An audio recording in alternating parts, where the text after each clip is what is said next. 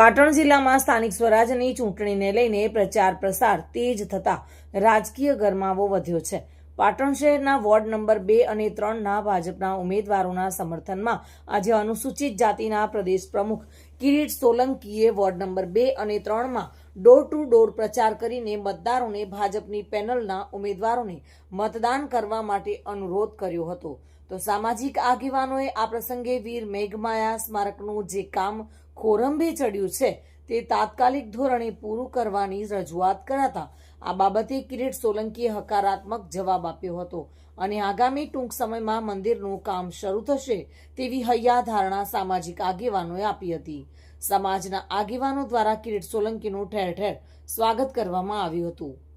અને સમગ્ર ટીમ અનુસૂચિત જાતિ મોરચાની પ્રદેશની અમે પાટણ ખાતે આ વોર્ડ નંબર 2માં અમે ચૂંટણી પ્રચાર માટે આવ્યા છીએ અને અહીંયા જ્યારથી અમે ઘર ઘર પ્રચાર ચાલુ કર્યો છે ત્યારથી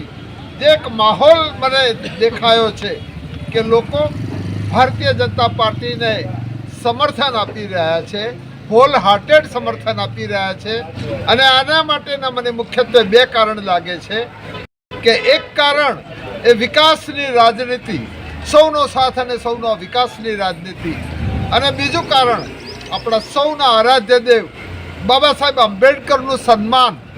ભારતીય જનતા પાર્ટી અને ખાસ કરીને આપણા યશસ્વી પ્રધાનમંત્રી નરેન્દ્રભાઈ મોદી સાહેબે કરે છે ત્યારે સમગ્ર અનુસૂચિત જાતિ વર્ગમાં અને ખાસ કરીને યુવાનોમાં ભારતીય જનતા પ્રત્યેનો એક અભિગમ થયો છે। હું છેલ્લા કેટલાય દિવસથી ગઈકાલે સુરત હતો, ભરૂચ હતો, ઓલપાડ હતો, કરજણ હતો, વડોદરા હતો, જે પ્રમાણે લોકોનો માહોલ છે એ જ પ્રમાણે ભારતીય જનતા પાર્ટીનો ભવ્યાતિ ભવ્ય વિજય થવાનો છે। આપ જાણો। દિગ્નેશ સુથાર સાથે bureau report, today Gujarati news.